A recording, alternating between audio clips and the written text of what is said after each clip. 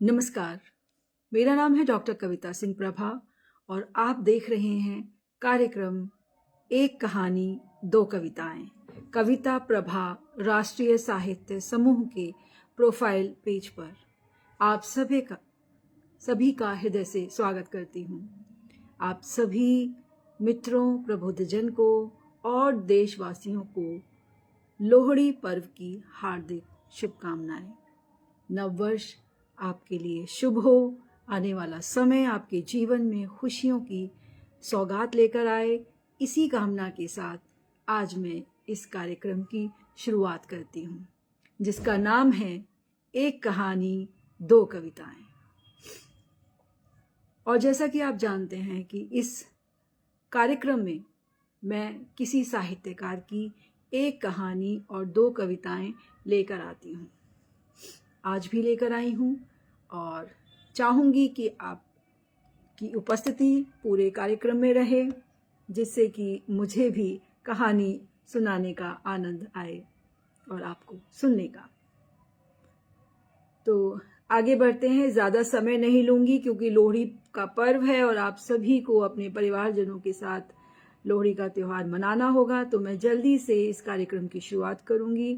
आधे घंटे में मुझे लगता है कार्यक्रम समाप्त हो जाएगा, क्योंकि बहुत ही छोटी छोटी कविताएं हैं और छोटी छोटी कहानियां मैं आपके लिए लेकर आई हूँ। तो चलती हूँ बहुत शीघ्रता से। और जैसा कि आप पोस्टर से जान ही गए होंगे, आज मैं लखनऊ की सुप्रसिद्ध कवयित्री प्रतिभा सिंह जी की एक कहानी दो कविताएं लेकर आई हूँ। उनका एक छोटा सा परिचय दूंगी। जितना मैंने उनको सुना या पढ़ा है, बहुत सशक्त कलम है उनकी और भाव बहुत ही सुदृढ़ हैं। सामाजिक कुरीतियों पर वार करती है उनकी कलम और सीधे सीधे प्रश्न पूछती है समाज से। तो चलिए आज आप भी उनको सुनिए मेरे माध्यम से, उनकी एक कहानी और दो कविताएं। तो प्रतिभा सिंह जी का एक छोटा सा परिचय आपके सम्मुख रखना चाहूंगी।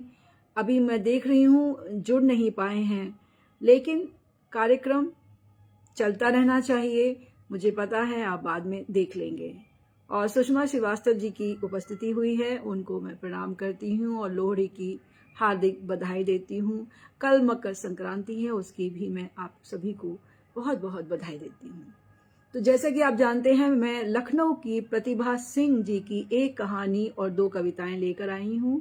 छोटी छोटी कविताएं और छोटी ही कहानी है, लघु कथा है, इसलिए कार्यक्रम शीघ्र ही समाप्त भी हो जाएगा और ताकि आप भी अपने परिवार के साथ त्योहार मना सकें। तो चलती हूँ उनका छोटा सा परिचय आपके सम्मुख रखती हूँ। शिक्षा में संप्रति BSc B.Ed, पब्लिक रिलेशन में आपने स्नातकोत्तर डिप्लोमा किया है। कुछ समय तक इस क्षेत्र में आपने कार्य भी किया। वर्तमान में सीनियर सेकेंडरी स्कूल में विज्ञान की शिक्षिका हैं आप। लेखन आपकी जो विधाएं हैं वो गद्य पद्य दोनों में लिखती हैं। प्रकाशित पुस्तकें उनकी 4 साझा काव्य संग्रह, 2 साझा कहानी संग्रह, बाल कहानी मंथन फाउंडेशन, बुलंदी वर्ल्ड रिकॉर्ड बनाने वाली संस्था में 3 बार आपने काव्य पाठ भी किया है। विभिन्न समाचार पत्र पत्रिकाओं में आपकी रचनाएं प्रकाशित होती हैं। पत्रिकाओं में रचनाओं का प्रकाशन होता रहता है। ऑनलाइन ऑफलाइन काव्य पाठ का आपको बहुत अनुभव है। विभिन्न साहित्यिक मंचों से कुछ सम्मान एवं 1500 अधिक, उससे भी अधिक प्रशस्ति पत्र आपको प्राप्त हुए हैं। तो मतलब यानी कि आप कहना चाहिए कि बहुत ही आप साहित्य को समय देती हैं। राजनीति में आप रुचि रखती हैं और समसामयिक घटनाओं से अपडेट रहना आपको अच्छा लगता है। घर में साहित्यिक माहौल रहा है। बचपन से ही पढ़ने में रुचि रही है। शरदचंद्र, प्रेमचंद, मक्सिम गोकी को खूब पढ़ा आपने। 2021 से लेखन को आपने गंभीरता से लिया और लिखने और सीखने का प्रयास अनवरत आपका चलता रहता है। और मैं देख रही हूँ हमारे साथ अजमेर से कविता जोशी कवि जी जुड़ गई हैं, मैं उनका भी हार्दिक स्वागत करती हूँ। तो ये है उनका एक छोटा सा परिचय। और अब मैं चलती हूँ उनकी पहली कविता। मैंने कहा ना आज त्योहार का दिवस है, आप भी अपने घर परिवार के साथ लोहड़ी मनाएंगे, तो मैं जल्दी से इस कार्यक्रम को शुरू करती हूँ ताकि जल्दी खत्म हो सके। वैसे बहुत जल्दी हो जाएगा, आधा घंटे से ज़्यादा नहीं चलेगा, तो आप बने रहिएगा। माँ, पहली उनकी कविता जो मैं पढ़ रही हूँ उसका शीर्षक है माँ। माँ तेरी तकलीफ़ों का, माँ तेरी तकलीफ़ों का एहसास हुआ मुझको खुद माँ बनकर। माँ तेरी तकलीफ़ों का एहसास हुआ मुझको खुद माँ बनकर। थकती नहीं होगी तू कभी, सुबह शाम मेरी बलाएं लेकर। थकती नहीं होगी तू कभी, सुबह शाम मेरी बलाएं लेकर। जी रही हूँ मैं भी वे लम्हे, जी रही हूँ मैं भी वे लम्हे जो तूने कभी जिया होगा। जी रही हूँ मैं भी वे लम्हे जो तूने कभी जिया होगा। कभी दुलारा होगा प्यार से, गुस्से में कभी झिड़का भी होगा। कभी दुलारा होगा प्यार से, गुस्से में कभी झिड़का भी होगा। पढ़ते पढ़ते जो सो गई होंगी, पढ़ते पढ़ते जो सो गई होंगी, तुमने प्यार से किताबें हटाई होंगी। पढ़ते पढ़ते जो सो गई होंगी, तुमने प्यार से किताबें हटाई होंगी। कभी तो पढ़ लिया करो कहकर तुमने फटकार भी लगाई होगी। कभी तो पढ़ लिया करो कहकर तुमने फटकार भी लगाई होगी। कभी मेरी हार को भी तुमने अपना अभिमान बनाया होगा। देखिए कितने गहन भाव हैं, जीत को नहीं हार को कह रही है, माँ ऐसी होती है। कभी मेरी हार को भी तुमने अपना अभिमान बनाया होगा। सब जलते हैं मेरी बिटिया से कहकर मुझको बहलाया होगा। सब जलते हैं मेरी बिटिया से कहकर मुझको बहलाया होगा। पता नहीं मैंने क्या खाया, पता नहीं मैंने क्या खाया, सोचकर आंख तेरी भर आई होगी। मायके आई हर बेटी में मेरी छवि तुझे नजर आई होगी। पता नहीं मैंने क्या खाया, सोचकर आंख तेरी भर आई होगी। मायके आई हर बेटी में मेरी छवि तुझे नजर आई होगी। आज मेरी जगह मेरी बेटी है, आज मेरी जगह मेरी बेटी है और मैं जी रही हूं किरदार तेरा। आज मेरी जगह मेरी बेटी है और मैं जी रही हूं किरदार तेरा। एहसासों की डोर से जुड़े हैं हम, एहसासों की डोर से जुड़े हैं हम। शब्दों से परे है रिश्ता तेरा मेरा। एहसासों की डोर से जुड़े हैं हम, शब्दों से परे है रिश्ता तेरा मेरा।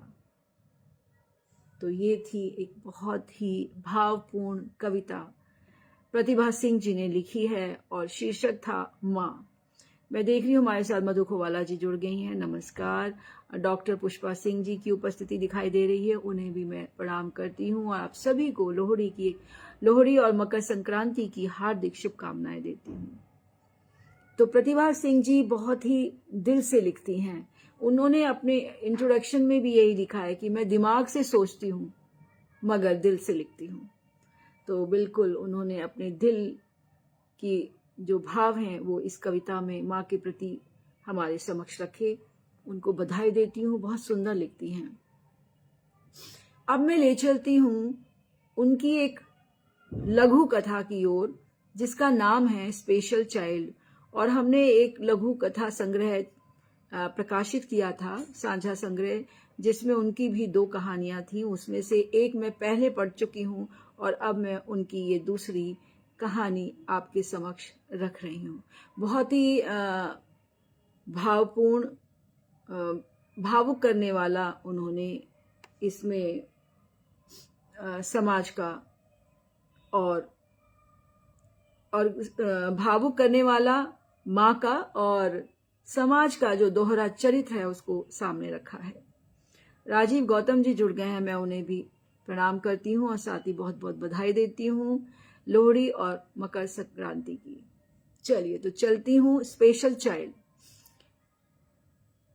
देखिए मिसेस शर्मा, आपकी बेटी स्पेशल चाइल्ड है, सब कुछ ठीक है, बोलेगी पर समय लगेगा। आपको इसके साथ बहुत मेहनत करनी पड़ेगी, डॉक्टर ओझा ने बताया। वंदना की आंखों में आंसू आ गए। उसकी 3 साल की बच्ची परी अभी तक बोलती नहीं थी। परिवार में सभी रिश्तेदार बातें करने लगे थे। परी बहुत प्यारी बच्ची थी। बच्चों के साथ पार्क में खेलने जाती तो कुछ शरारती बच्चे उसके ना बोल पाने पर उसे चिढ़ाते या धक्का देते। मां के सामने रोती, कुछ बताने की कोशिश करती पर बता ना पाती। वंदना का कलेजा मुंह को आ जाता था बिटिया की इस बेबसी से। परिवार वालों ने दबाव बनाया, पति ने भी समझाया, एक और बच्चे के लिए। परी तो है ही, पर एक और बच्चे में क्या बुराई है? शायद वह नॉर्मल हो। पति ने समझाने की कोशिश की। मेरी परी नॉर्मल है। वंदना विफर पड़ी। वंदना जानती थी कि अगर दूसरा बच्चा हो गया तो परी पूरी तरह उपेक्षित हो जाएगी। परी के साथ कोई अन्याय ना हो, यही सोचकर उसने कभी दूसरे बच्चे के लिए नहीं सोचा। हे मां, यह कैसा है तेरा न्याय? मां बनकर भी मां शब्द नहीं सुन पाई अब तक। तुम भी तो मां हो, भक्तों की पुकार सुनती हो, कब बोलेगी मेरी बच्ची? वह जब भी मंदिर जाती यही प्रश्न करती। कहते हैं ना, ईश्वर कुछ कमी करते हैं तो उस कमी को कहीं ना कहीं पूरी करने के लिए कुछ दूसरा उपाय दे देते हैं। परी को डांस करना बहुत भाता था। मैं अपनी बच्ची को डांस सिखाऊंगी, किसी से पीछे नहीं रहेगी मेरी परी। वंदना ने मन ही मन निश्चय कर लिया था। परी का डांस स्कूल में एडमिशन करा दिया। वंदना सारा दिन उससे बात करती, उसे बोलने के लिए प्रेरित करती, उसके लिए अक्षर ज्ञान की कुछ किताबें खरीद कर लाती और उसे पढ़ाती। कोई फायदा नहीं होगा वंदना, बहुत मुश्किल है परी का बोलना, अड़ोस पड़ोस की औरतें उसे समझाती।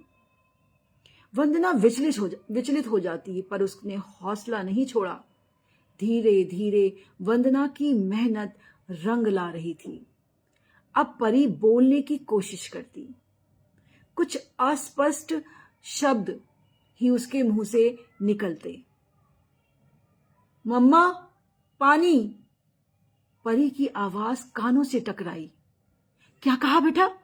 फिर बोलो, क्या कहा तुमने? वंदना को विश्वास ही नहीं हुआ।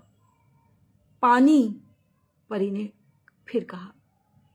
उसके ये शब्द वंदना के कानों में मिश्री से घुल गए।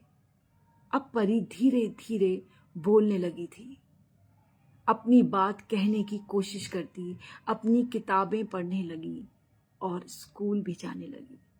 आज वंदना और परी दोनों के लिए बहुत बड़ा दिन था। परी को नृत्य की राज्य स्तरीय प्रतियोगिता में प्रथम स्थान मिला था। बधाई देने वाले लोगों में वे महिलाएं भी थीं जो वंदना की कोशिश का मजाक बनाती थीं। आज वंदना खुश थी, किसी से कोई शिकायत नहीं। उसकी परी को सच में पर मिल गए थे। अन्य बच्चों की तरह परी भी अब सामान्य जिंदगी जी रही है। यह थी एक छोटी सी लघु कथा, स्पेशल चाइल्ड। और मैं देख रही हूँ हमारे साथ बहुत सारी उपस्थितियां हैं। रेखा सिंगला मित्तल जी मुझे सुन रही हैं जी। बहुत ही संवेदनशील साहित्यकार हैं वे, और वो कहानीकार हैं, तो वो समझ सकती हैं कि ये कहानी कितनी सुंदर और भावुक करने वाली तो थी, लेकिन एक दृढ़ता, एक विश्वास और कहीं ना कहीं अपने जो कमी है उससे लड़ने की, उसे जीतने की कोशिश की प्रेरणा देती है यह कहानी। बहुत ही सकारात्मक कहानियां वे लिखती हैं। तो बहुत बहुत बधाई आपको प्रतिभा सिंह जी, इतनी सुंदर सशक्त लघु कथा लिखने के लिए, क्योंकि इतनी छोटी सी कहानी में आपने भाव भी भर दिए, समस्या भी दे दी, समाज का चेहरा भी दिखा दिया और संदेश भी दे दिया, और अंत में जीत का एक भाव भी दे दिया कि अगर आप मन से जब चाहते हैं किसी बात को करने के लिए तो वह सफल होता है। चलिए अब चलती हूं लेकर आपको उनकी दूसरी छोटी सी कविता। मैंने कहा था ना आधा घंटे से पहले ही ये कार्यक्रम आज समाप्त हो जाएगा। मैं जानबूझकर छोटी कहानी और कविताएं लाई क्योंकि आज लोहड़ी है और सबको लोहड़ी मनानी है। अपने परिवार के साथ बैठकर खाइएगा खाना, और मूंगफली और रेवड़ी, और आग से हाथ तापिएगा, साथ बैठकर चाय कॉफी का मजा लीजिएगा। कल मकर संक्रांति है, मकर संक्रांति की भी बधाई देती हूँ। परिवार के साथ सुख बढ़ जाता है। तो ये थी कहानी कि हौसला रखना चाहिए जी। अब एक छोटी सी कविता है उनकी, शेष सब। तो देखिए शीर्षक कितना सुंदर है, शेष यानी बाकी जो बचा, शेष सब। ले चलती हूं उनकी एक और कविता से, जोड़ती हूं आपको। ससुराल में धीरे धीरे रमने लगती हैं बेटियां, ससुराल में धीरे धीरे रमने लगती हैं बेटियां, ओढ़ लेती हैं खुशी खुशी नई जिम्मेदारियां। ससुराल में धीरे धीरे रमने लगती हैं बेटियां, ओढ़ लेती हैं खुशी खुशी नई जिम्मेदारियां। लिख भेजती हैं पाती माँ बाबुल के नाम, बताती हैं ससुराल के हर सदस्य का हाल। बिखरा होता है उस पत्र में सच के साथ कुछ झूठ भी, बिखरा होता है उस पत्र में सच के साथ कुछ झूठ भी। ओढ़कर खुशी का आवरण अंतिम पंक्ति में लिख देती हैं, ओढ़कर खुशी का आवरण अंतिम पंक्ति में लिख देती हैं, शेष सब कुशल मंगल। उस शेष सब में ही तो सिमटी होती है वह स्वयं, उस शेष सब में ही तो सिमटी होती है वह स्वयं, जिसे सिर्फ और सिर्फ वह ही पढ़ पाती है। उस शेष सब में ही तो सिमटी होती है वह स्वयं, जिसे सिर्फ और सिर्फ वह ही पढ़ पाती है। कुशल मंगल पढ़कर माता पिता लेते हैं सुकून की सांस, और शेष सब लगाए रहता है थोड़ा व्यापक और विस्तृत होने की आस, और शेष सब लगाए रहता है थोड़ा व्यापक और विस्तृत होने की आस। तो यह थी एक छोटी सी कविता, शेष सब। तो अंत में जब का लिख देते हैं हम शेष सब कुशल मंगल, उस शेष सब में वो क्या क्या छुपा गई, और माता पिता का ध्यान कुशल मंगल पर जाता है कि मेरी बेटी ठीक है, लेकिन वो उस शेष सब में कितना कुछ छुपा गई, अपने आप को, अपने भावों को, दुख को, दर्द को, जो भी समझे इसको। और सचमुच ऐसे ही होता है, बेटियां सच पूरा कभी नहीं बताती माता पिता को, क्योंकि वे परेशान हो जाएंगे। तो बहुत सी बातें वो इस शेष सब में छिपा देती हैं। तो कितनी भावपूर्ण कविता, छोटी सी कविता, लेकिन बहुत कुछ कहती है यह कविता। तो बहुत बहुत धन्यवाद इस कार्यक्रम से जुड़ने के लिए। मैंने कहा था ना बहुत जल्दी खत्म हो जाएगा, 7:20 हुए हैं, और छोटी कहानी और 2 छोटी ही कविताएं मैं लेकर आई थी। बिल्कुल बिटिया रानी के अंतर्मन का भाव है। कभी भी बेटियां पूरा सच नहीं बताती, वो नहीं चाहती माता पिता उदास हो जाएं, तो अक्सर वो अपने मन के दुख भरे भावों को छुपा जाती हैं। तो चलिए आप सभी को लोहड़ी की और मकर संक्रांति की हार्दिक शुभकामनाएं। आप सदैव स्वस्थ रहें, खुश रहें, मुस्कुराते रहें। और हमारे साथ मधु कोवाला जी, कविता जोशी जी, राजीव गौतम जी, सुषमा श्रीवास्तव जी, और साथ में मुझे दिखाई दे रहे हैं